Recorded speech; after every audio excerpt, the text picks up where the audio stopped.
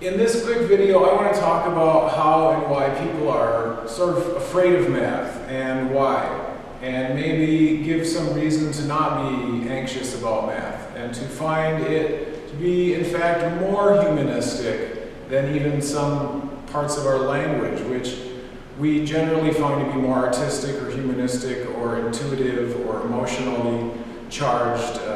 For example, people might find no difficulty in reading and expressing and getting excited about poetry and literature or something with music, but then when faced with the obstacle of a math problem, they could just sort of shut down. And in fact, starting in younger ages, people start to diverge from the standard course of education and become proud math illiterates, which is really what we want to avoid in order to have greater career success, especially in this modern technology-driven economy where if somebody wants to have higher skills in sciences, well, they had better learn quite a bit of mathematics, right? And so what I'd like to do is show a little bit of history and talk about how math and language are similar. For example, both have scripts, whether it's an alphabet, the English alphabet or the Arabic alphabet or even the Chinese pictographic system, right? There are scripts, and each, especially in the alphabet system, each letter relates to a phoneme.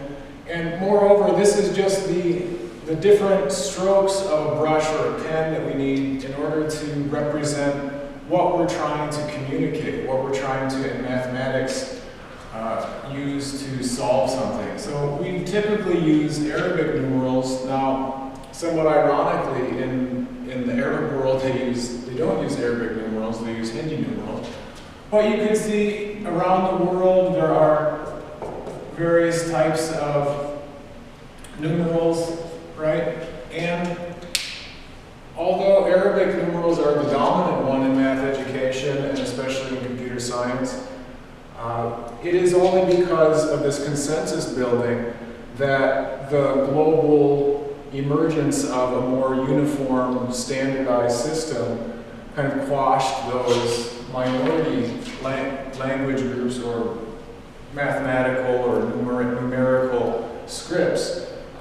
In some classrooms around the world, you will see different scripts being used, but in fact, most of us are familiar with this. That's not to say those aren't the only things, but these all just relate to concepts, and so these are just a way to represent something with meaning, right? So the semantic meaning of this and this and this are all the same, right? These all mean the same. They're just written differently. So that's one similarity between math and language. Syntax is another one. There's a type of syntax in math, right? Generally we've got right to left or top to bottom, right?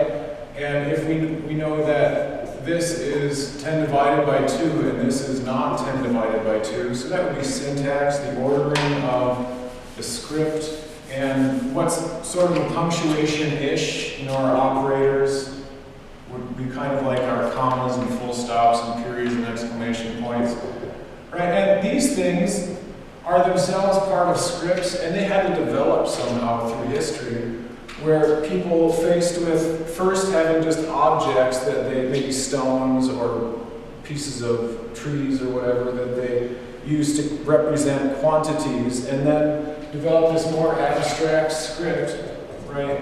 Earlier languages had different scripts, right? Those just represent quantities. They represent objective concepts. They represent quantities, right? And so then, in order to add these, again, we had an abacus maybe early on, or using stones or some sort of object to represent addition or division of quantities. But then when dealing with larger numbers or wanting to speed up the process, we move to these more abstract or written type of representations of those concepts.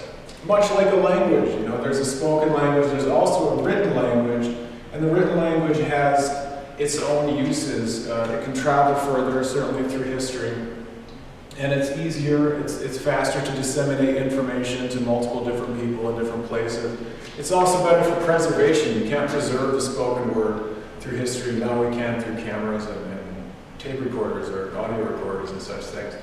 But the way that the mathematical language developed through history is maybe one of the more frightening points. So, for example, when people start to encounter fractions or rational expressions with maybe exponents, right, they might become somewhat intimidated by the prospect of these exponents, and then certainly when we look at variables x, y, and z, right, to different exponents, a, b, and c, right, and then maybe we have 2a and y to 3b and z to 1/3 c, right, that can become somewhat complicated to conceptualize that mentally. But that's where we come into sort of a grammar where we can there's a process of refining and of condensing this. This would be like a revision, or, again, there's a grammar-ish connection between the language of mathematics and the language that we use, whether it's English or Spanish or Chinese or Arabic or Thai or Portuguese or XY. There are thousands and thousands of languages.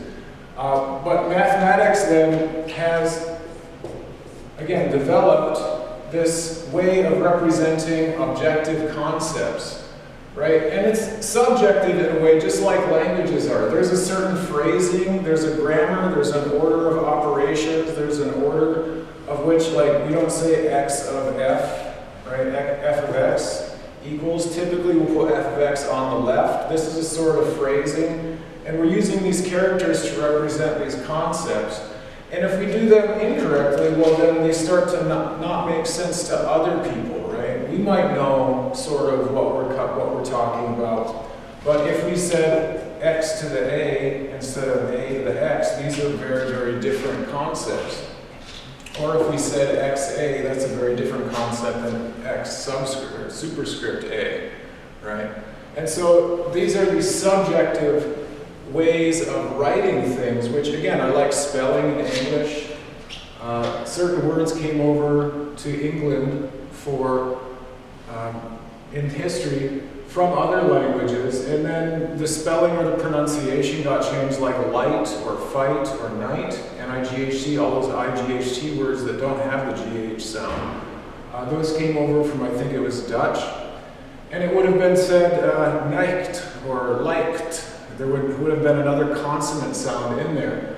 But for the purposes of use in English then, and there are a lot of other examples, somebody innovated a new sound or a new spelling, or in modern day practice, people innovate a new term and it'll become a buzzword or a popular piece of slang. They'll come up with some new use or new word, and then they'll implement it, and then there's some testing in their own circles, there's larger rigorous critique in the broader community, and then there's some consensus building, and even some of these new words end up in dictionaries now.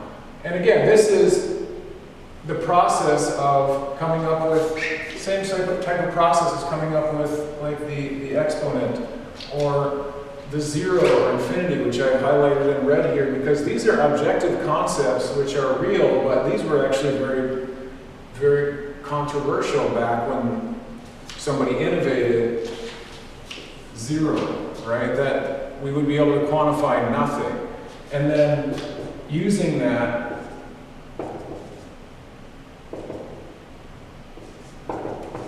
to find balance and to do algebra by using zero as a sort of equilibrium point. There was a time in history, 1,000 years ago roughly, when Al-Khwarizmi was developing early algebra, and the Western world thought that zero, all of this zero-based algebra, was something akin to witchcraft. And so there was a rejection of objective fact. And then luckily, of course, even the Western world and the church and that came around and saw that zero was not the devil's number or the gateway to hell or something like that. but 0 was just another way to phrase or a way to use script in order to express a concept, and then that was built upon through development of analytic geometry and Euclidean geometry, the coordinate plane, right, the Cartesian plane. This did not just come out of the sky, nor is it a naturally occurring phenomenon that we have like this, that there's this grid with an x and a y axis with a dependent and independent variable, but these are ways to represent concepts, right? And so when we fail to learn the proper phrasing, the proper representation, then it's just much more difficult to get that language, that message communicated to other people. Right, that there, infinity plus or minus infinity, was another concept that was hotly contested and drove a couple of people mad, or certainly didn't help them maintain their sanity through the years. Though infinity, again, beyond the religious sense, is a real concept. And it took a lot of scientists and mathematicians a lot of years and hard work to figure out that it wasn't a static number that could be we could put our finger on. It's constantly growing and divisible and subdividable. Such that if we took, for example, a compass, right, and we set out to the bounds of the universe, if we started in the middle of this here and we set out with some degree, then we're going to have basically infinite number of post-decimal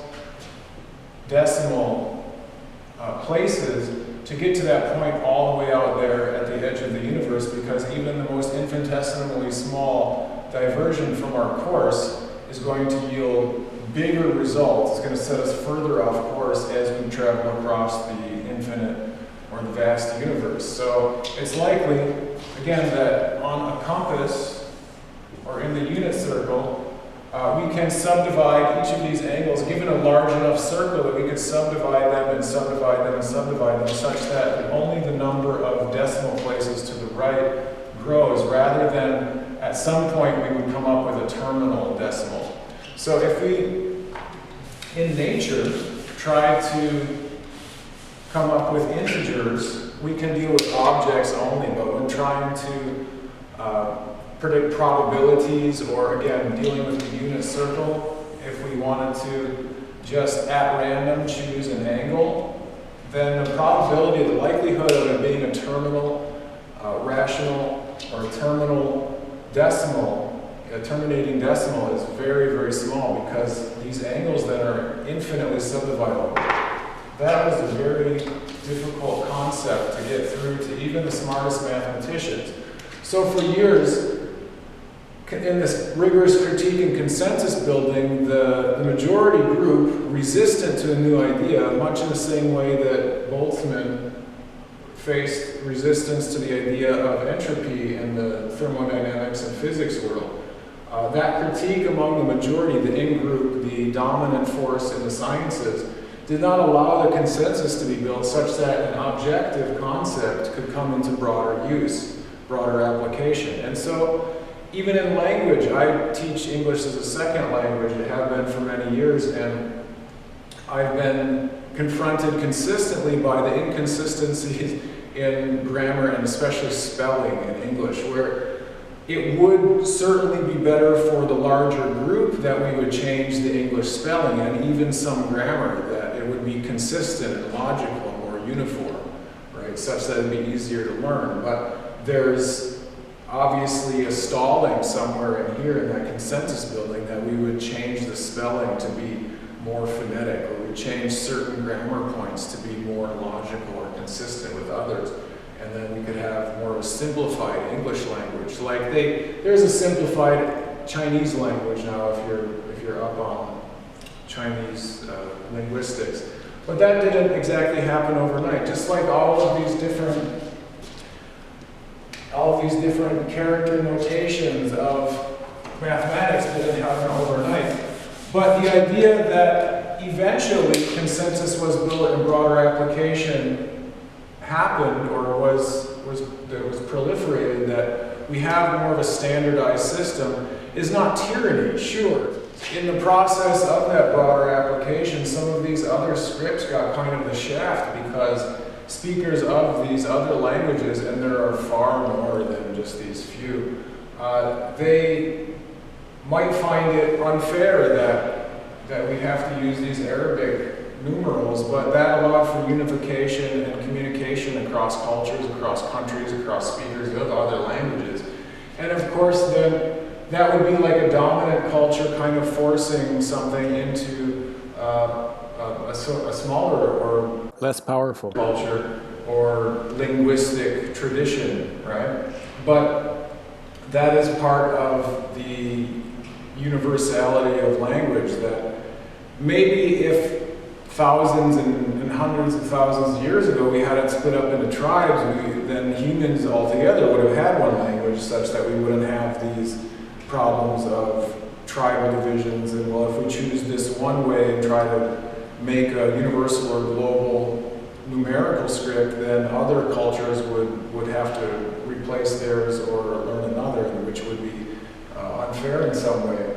I mean, there are only so many options. So the best we can do is try to expose the process to rigorous critique, and then if we get to that consensus building point and broader application, then eventually that's going to benefit people, because across tribes, cultures, different languages, we can use these common terms, these common scripts, these common syntactical methods to communicate concepts and to build upon our scientific and mathematical knowledge. And so, as that scientific and mathematical knowledge is built, at one point, the dominant culture, or the dominant force in society rejected zero, but an external or a minority culture then, through rigorous testing and critique and constant keeping up with the idea that this has value, then got it to be accepted among that what was once a dominant culture. And so it turns out that sometimes a dominant culture is wrong, and it has to, through time, be tested, and then it will accept other things. But there's no easy way to get, again, so many different people and so many different places to be able to communicate and understand concepts that are very abstract. They're very difficult to imagine. So we need a language, and then languages have rules. And when we violate those rules, maybe we come up with some funny sounding slang or some quirky words or something. But when it comes to mathematics, there's a level of precision that's required. So, whilst we can come up with how many different ways to divide, different numbers. We can chunk, and we can split it up, and we can do different things like we've seen in Common Core in recent years. But when it comes to more technical applications of mathematics, then we really do kind of need to follow that standard practice.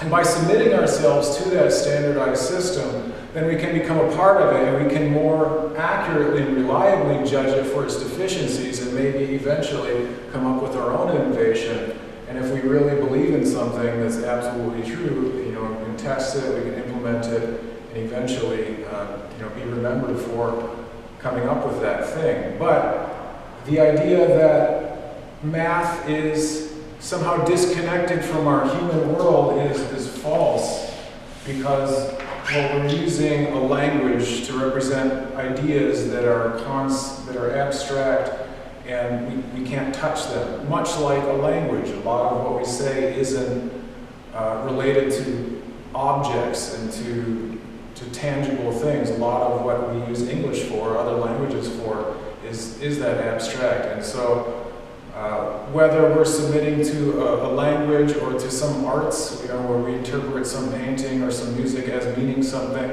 and that has value to us, the same goes for mathematics, that there's value in representing these abstract phenomena into a language and doing it in a way that other people can understand, that we can then build upon for later. Okay?